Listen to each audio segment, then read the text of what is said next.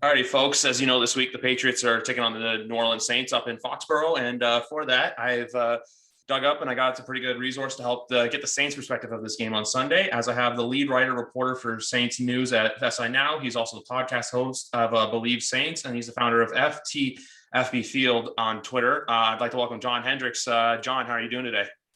I'm doing good, man. Just enjoying some cool weather that's about to move in here. We don't get it often. This is kind of like our fall weather that's coming. Oh, not bad, not bad. Up here right now where I am, it's been rainy and just cold all day. Not ideal. So I bet for like if I tell you the weather, you'd probably never experience it before. But with your weather, I know Louisiana, it can be nice and hot down there. So I bet you enjoy the cold when you get it. Yeah, it's not too bad. I mean, we usually go by Louisiana. I tell people it's like we have 4 seasons. It's hot, less hot, more than hot, and then hotter than hot. That's usually about what it rolls. Oh, I don't doubt it. I don't doubt it. So obviously this Sunday, we have teams who've had very different weeks. Obviously, week one, the Pats had the close loss to Miami. You guys killed Green Bay and Jacksonville. But last week, the fortunes got mixed up a little bit with the Saints, unfortunately, having a 26-7 loss against Carolina. So what I wanted to ask you is, where do you see this team, or how do you see the game plan changing from week 2 to week 3? Well, look, I think the first thing is execution. Yeah, I mean, they didn't execute worth anything. I mean, for them to only have 128 yards of total offense for the game, I mean, that was the worst loss probably in Sean Payton's career. I mean, the only thing that came to mind, because some people asked, hey, what was the worst loss? And I thought about Seattle in 2013 when they went up there, big Monday night game. They got routed 34-7. I mean, they just got, the break speed off of them. But look, that was kind of a similar feel, and they just didn't have any continuity. They didn't have an answer for the pass rush. They didn't have an answer for being able to stay on the field. They couldn't convert first downs. Defensively, they made the adjustments. But look, I think the biggest thing is communication is going to be the first point of emphasis, and just overall execution. You've got a lot of talented players. You can call it for what it is. You missed 8 coaches. They're not making excuses for each other. You're also down Marshawn Lattimore and CJ Gardner-Johnson and one of your best pass rushers in Tano Passignon, great free agent pickup. But, this is a team that's not going to sit behind those excuses. At the end of the day, they're paid to do a job and to make things happen. But at the end of it all, it was just too much. And, even in the second half, they had a chance to get out of it and at least make it closer than what it was. But, just how the chips fell is offensively, they just could not generate anything. No, for sure. I feel like you always get those games every year. Like there's always that one game or so where it looks nothing goes. Not that nothing goes right. It's just everything that can go wrong goes wrong. You try to fix your errors, but then by the time you try to get them fixed, it's either too little, too late, or you just dig yourself further down that hole. But the one thing I'm most looking forward to this Sunday is just the overall head-to-head coaching matchup, because you saw that in both press conferences from Sean Payton and Bill Belichick today. Both guys very complimentary of each other, very complimentary of both Mac Jones and Jameis Winston. So I feel like more than the actual on-field chess match, it's going to be a great coach chess matchup coming this Sunday in Foxborough.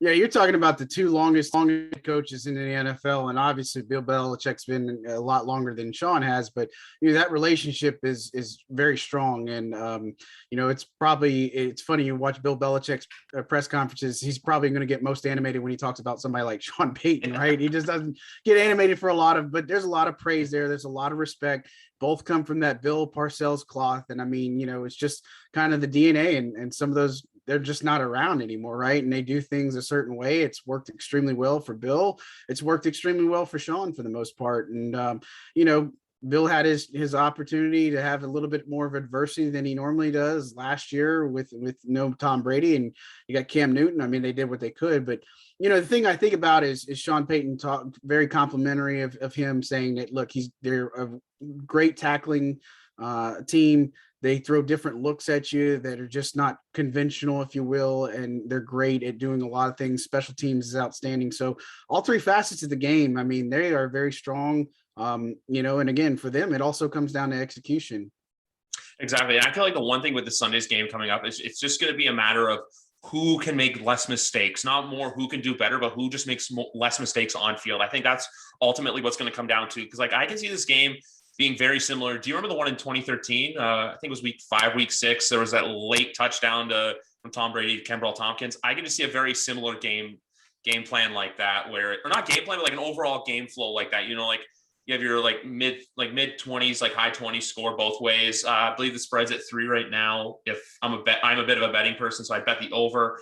But I just feel like it's gonna be that kind of game, where it can little high scoring, but not too high scoring. But at the same time, too, it's like I said, I think this is just, you got to play mistake-free football when you're going up against either coach, because once either Peyton or Belichick, like you said, cut from that Bill Parcells cloth, it's just going to be about who can play mistake-free football come Sunday. Yeah, and Sean threw out the stat, and I can't remember the exact record. I think it was 108-7 is what Bill Belichick and the Patriots are at home when they win the turnover battle. It's something absolutely lopsided. I know 7 was the loss factor. I think it's 108. Maybe I shortchanged them a couple, but they've had so many great wins over there at Foxborough and such. But you look at it, the ebbs and flow of this game. I mean, Mac Jones. Sean Payton, I asked him today, on Wednesday, talking about Mac Jones. He loves his decision making, loves the fact that he's able to see the field, and I think he's leaps and bounds ahead of the curve as a rookie quarterback. Obviously, from some of the things that I've seen on him, and I watch a lot of him at Alabama because I'm a big LSU guy. And SEC in general. So got to see plenty of Mac Jones too. And he definitely seemed like the ready quarterback. They've had a few here and there. Tua's looked pretty good. And, but Mac Jones, I thought was a little bit more complete of a player for sure. But, look, again, you look at that 2013 matchup, that was really something special. I think that was, if they could have both got in the Super Bowl that year, that would have been something. But, it's just a chess match, and playing in Foxborough, I think that's obviously huge advantage of the Patriots, because the Saints and Jameis Winston, they did not handle the crowd noise in Carolina well at all last week. And I think I was on a show, a Panthers show, and I told them, I said, that's exact formula. I said, you get a couple of scores early, you get the crowd into it early, and they're just not going to be able to recover. I mean, that's just the easiest way for them. And it's been a long they've had crowd noise as a factor. I mean, with COVID and everything last year, it just kind of hurt a lot. And, Jameis Winston talked about communication as being key, and the silent count with Teron Armstead. That wasn't just something that really worked that well. And again, you don't have those many coaches. I think that's a factors up and, bites you a little bit. But, again, at the same time, I expect a much better showing this week, probably reminiscent of what we should have saw against the Panthers. But, again, we'll see how this injury report plays out. They got a couple of players that are banged up and hopefully trending in the right direction. Exactly, because that was the one big shock today of the Patriots too. Matt Judon coming up on didn't participate today. He was out with a knee. I saw Lattimore, PJ Williams, Gardner Johnson on the injury report. But I just wanted to shift quickly, because I just wanted to ask you, and for folks who may not be aware with the unfortunate fire at the Superdome yesterday, I just want to make sure everything's okay there. They ever find out anything, and hopefully, because my hope is that you guys are in there next Sunday against the New York Giants, because there's no place I know I'm a Patriots fan, but I even know there's no place like the Dome. Yeah, look, it was they were pressure washing there, and it was one of the gutter tubs that caught fire and such. But the officials and stuff said that there's no setbacks. I mean, they're going to be able to play in the Superdome. That's not going to be an issue against the Giants. And the team's prepared to come back next week. They've been in Dallas for 3 weeks now and such. But that there's nothing that should stop them. But again, it's in a long line. We had the hurricane here. We had to get displaced to Jacksonville for the first game. I mean, it's been a little bit of everything that this team has faced. And we always just joke, and the media is just like, it's just never really a quiet moment. When it comes in waves, it just comes in waves. Exactly. Like there's always something that's always just hitting you guys, and you guys always just seem to find a way to bounce back. And but no, that's just good to hear. And also from my perspective too, because I literally just saw yesterday from yourself, from a couple other Saints people. I think it was a Fox account, the Fox station down in New Orleans, but with the fire, and I just saw, I was like, what the heck? Like, what the heck happened here? But no, it's just good to hear that everything's hopefully gonna be fine for you guys for next Sunday with the Giants. But one player I kind of have on my watch list for the Saints, I know he had his first touchdown against the Packers, is I'm trying to say this right, Juan Johnson, I believe tight end number 83. Just he's someone I've always just been not fascinated with, but kind of you don't those players look that you kind of don't expect to break out, but do break out. Kind of hey, the diamond in the rough, if you will. Is there any other players that Patriots fans should be aware of coming for this Sunday, or not aware of, but to watch out for? Yeah, look, I think there's tons of them. Juan Johnson's a prime example. He didn't have quite as good a game as he did in the opener. Neither did Yeah. anybody, right?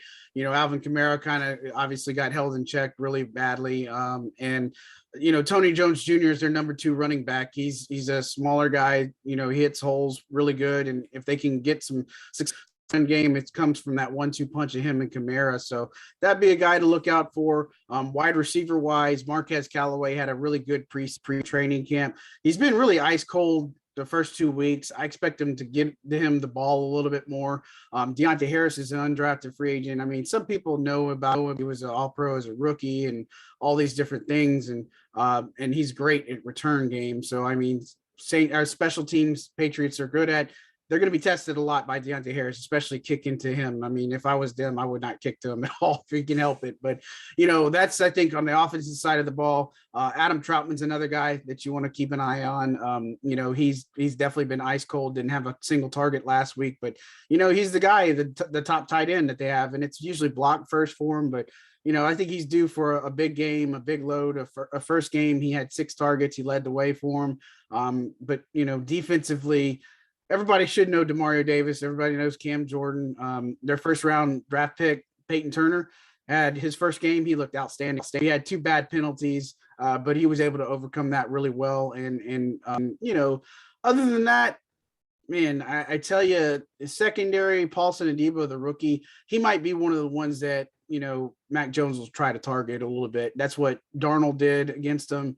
Found some good success. I think they might get some coverage there to help, with Marcus Williams or Malcolm Jenkins. But, the Saints team, Jameis is the quarterback, right? You'll see Taysom Hill on more goal line, maybe red zone type of work or short yardage or something along that lines. But, Johnson's probably one of the top guys that you want to keep an eye on. Just maybe low key has a couple of plays.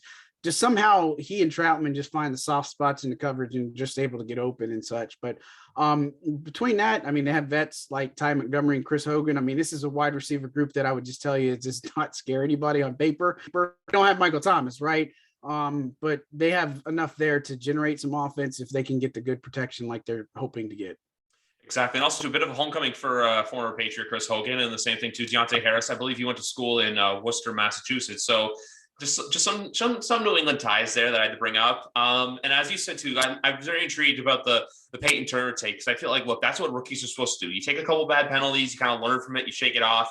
And then meanwhile, on the Pats side of the ball, I'm still waiting for that Jonnu Smith, Hunter Henry breakout game. Just, waiting for them to explode. Damian Harris, we obviously saw it last Sunday, the monster run against New York Jets. That's another thing. Really good bit of SEC ties in the running back matchup too. Kamara, obviously Tennessee, Harris, an Alabama guy. But no, all in all, I feel like just the way the matchups are going to play out this Sunday too, the one I'm really looking forward to as well is just that both D-lines going up against both offensive lines. Because, look, you have great guys like David Andrews, Trent Brown, Michael Onwenu for the Patriots. And then the Saints, you also have Cesar Ruiz, Ryan Ramczyk, Teron Armstead, which Ramczyk got paid this offseason, deservedly so. So that's why the same thing too, when I said the mistake-free football earlier, I feel like, look, if both offensive lines hold up, we could see, maybe I was going to say probably a bit of a higher scoring game, but at the same time too, both defensive lines can cause havoc. You might see not exactly the highest scoring game in the world, because I believe the over under for this is about 44 and a half. So I feel like this game can go really either way in either direction Sunday. Yeah, and look, I know a lot of people want to look at Jameis and say, oh, they were just waiting. I saw it. They were waiting. I joked about it, said they had that in the draft, him his turnover, the first one, and that wasn't on him.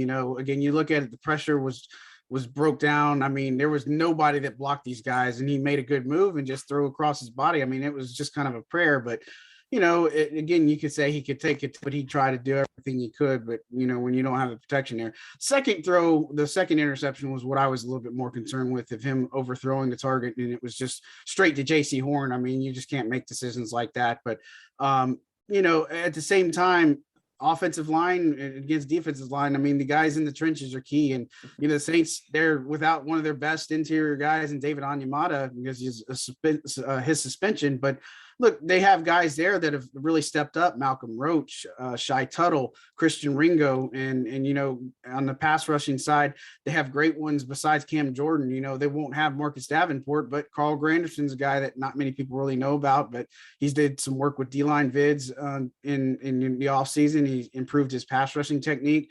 Got a big field goal block last week. I mean, he's just one of those underrated guys. And another great line of those undrafted the Saints have been able to find. So again, I think this is something that could be in the trenches.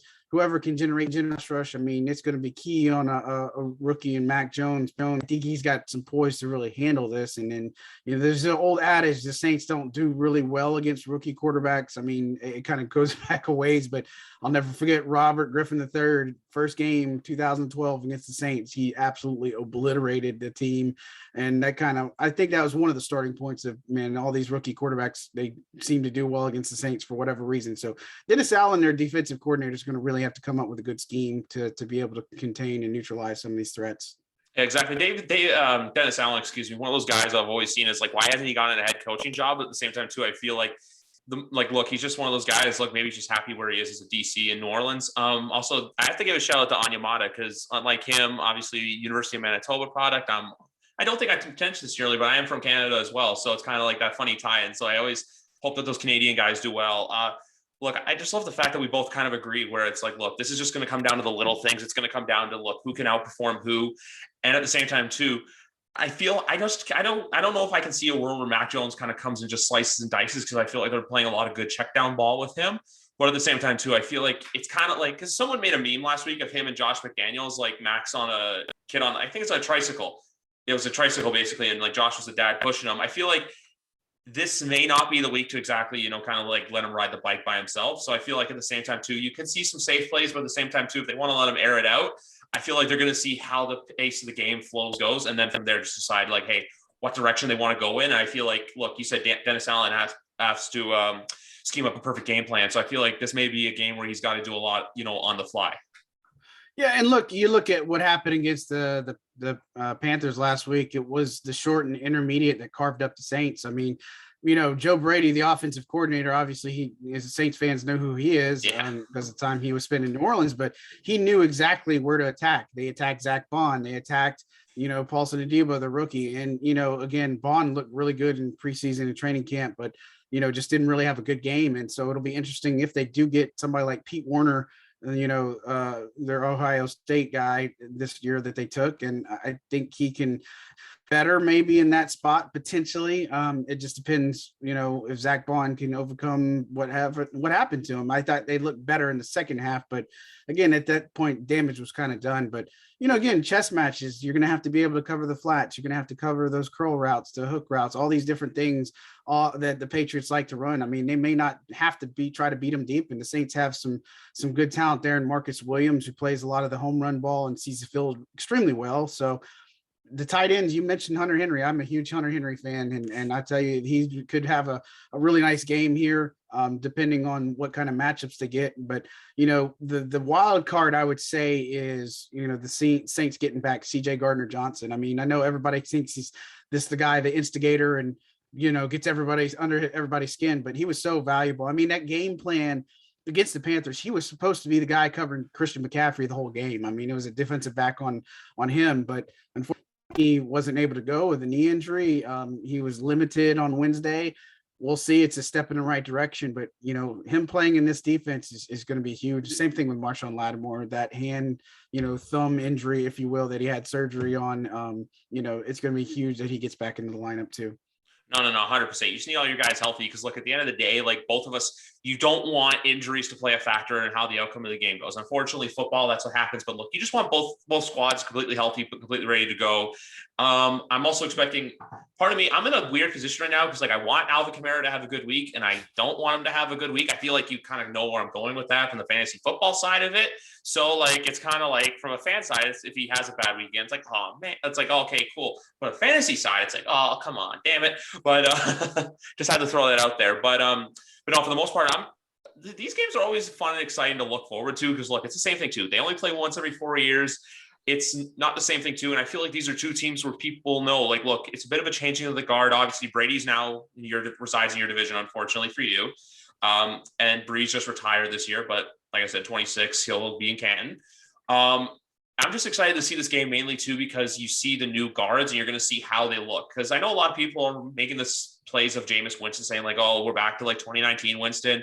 But in reality, I think you're right. I think Carolina just had a good game plan. They had a good scheme. They're a defense I really like down there. But I'm just excited to see how both teams look come Sunday. And look, I feel like at the same time too, how you brought up the Saints having to defend like curl and slant routes. I think the Patriots are in that same boat with the Saints, and also too going after the deep ball, because we know for as much as Jameis loves to throw, he really likes to chuck it downfield, and he can do it pretty well. Yeah, I mean, assuming it's protection, he definitely can let it fly. I mean, let it rip. That's something that the Saints have been missing, that element. Drew did what he could. I mean, it was the best way to describe it is, he went to Sean and said, hey, these are the things I can do. Here's the things I can't do. And that was kind of how they ran their offense and such. But, look, again, I think that was the biggest thing for the Panthers coming in is you make of week one what you will. And of course it was the Jets, and Jets are a little bit of having an opportunity. I'll say that, but their pass rush got after Wilson a lot. And, we knew going back to last year, their pass rush was good and physical, and just didn't expect the breakdowns like they had, because Ruiz is a natural center. He comes there, and I think it has to line with some of the tech reads and all these different things that come out. But look, again, you have to respect that deep ball. You have to respect what Kamara is going to be able to do. He's a tough guy to tackle, but I know the Patriots are a really good tackling team. So we see him that he bounces off 1, 2, 3 defenders and such. I don't think you're going to have that this game, but they're going to have to be a little bit more creative on how they use them.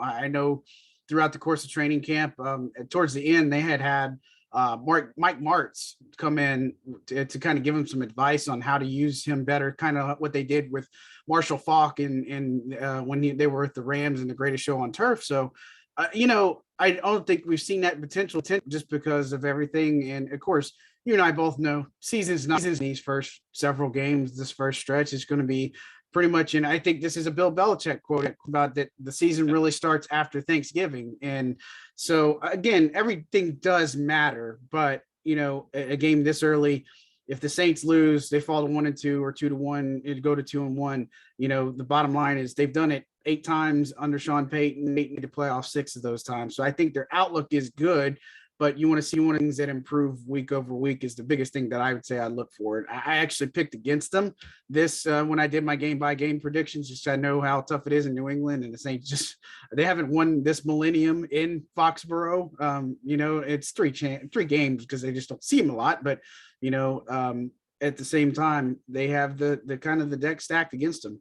Exactly. It's like the last time, it's like I can remember all the times I played them. It's like 2009, I was in high school. 2013, I was in college. And now 2017, 2021, and that's what it is. So it's like a 4-year thing. Maybe we'll see you guys again in 2 years now with the 17th game added in. And what I keep referencing to, I think 18's coming eventually.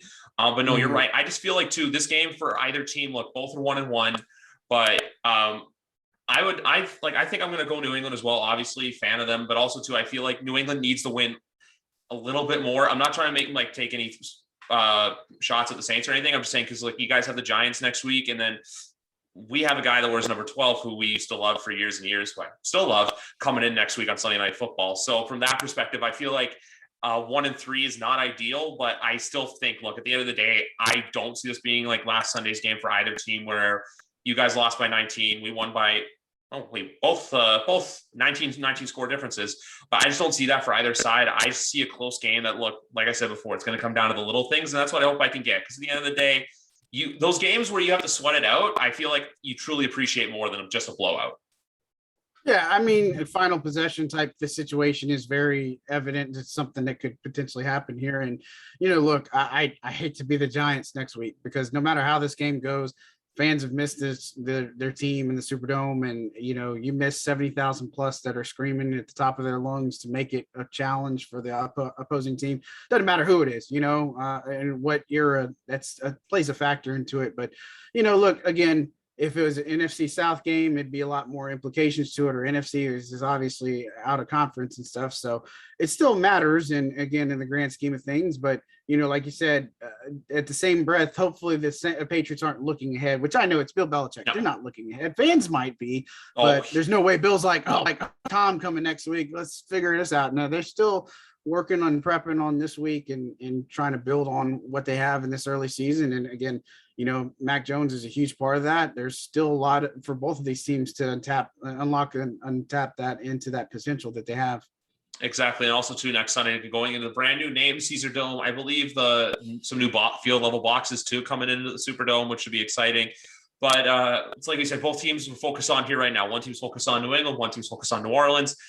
It's kind of funny. It's a new matchup of new teams and like new quarterbacks in a way, because this matchup for years was always about Tom and Drew. Now it's not that case anymore. But it's like we said, it's just a matter of, look, who can play better Sunday. And it's a matchup of two, hey, looking not to be like, hey, how the seasons are going to play out, but it's kind of like, I think it's a good litmus test for both teams in that sense. Yeah, look, and the thing is, I look further down the schedule too. I think Tennessee is going to be a huge one for the Saints when they come and play them. And, they got Dallas down the road. They got Buffalo, on Thanksgiving and such. So, I mean, there's a lot of these games on the calendar that you're going to circle and just kind of look at it and look ahead and say, man, this could be a really defining type game for a lot of these teams. And, look, I think for whichever team comes out victorious, I mean, again, week 3, you're still getting a feel for a lot of things. I know the Saints one preseason game because they didn't have their preseason finale against the Cardinals, and I don't know if it would have mattered much, but again, it's those types of things where you look at, the first couple of weeks, you're still getting a lot of things. I mean, these penalties are hard to figure out. These roughing the passer calls, these taunting penalties. I mean, you just really can't do much of anything, right? And so, again, it's kind of sounds like fundamental football 101. Control the clock, see who can win better in the trenches, don't commit any turnovers, and then just try to be able to put yourself in a position where it's, maybe on your defense in the last gasp and you feel good about that, or conversely, maybe it's on your offense and you feel good about needing some points at the end. Exactly. And that's just something I can't wait for this coming Sunday. But anyway, I think that's going to do it for us here. John, if anyone out there, Saints fan or not, wants to find your work, find your Twitter, find your writing, where can they find you? Yeah, if you go on Twitter, it's at John J. Hendrix. That's Hendrix just like Jimmy, for those who catch the reference. I will give you a spoiler and disclaimer that if you follow me on game day, I'll probably ruin your broadcast because everybody says I'm ahead of time. It's because of the TV delays and all that people, I guess, don't realize it if they stream or whatever. But I will ruin your game, so don't follow me unless you really want to spoil and know what happens. But follow me on Sports Illustrated, Saints News, or saints.media, si.com/NFL/Saints. All right, sounds good. Well, anyway, guys, give John a follow if you guys find his work, like I said, or if you're a Saints fan. But anyway, John, I appreciate you for taking the time out of your day to join me here on YWC Football Talk. And I'll extend a firm and hearty good luck to you guys on Sunday, and hope you do the same. Absolutely, of course. Patriots fans are good people, so we're in good people. If you're not Atlanta, I mean, y'all, you got to remember, Patriots, they did us a solid, right? Tom Brady, Atlanta, Super Bowl 28-3. So they'll hold a special place in Saints fans' hearts for sure. I think about that game at least once a day. No, I'm not going to lie. Well, anyway. Go to Saints fans. Oh, I can only imagine. Well, anyway, have a good one, John. And like I said before, good luck on Sunday, and we'll see how this game goes. All right. Sounds good. Thanks.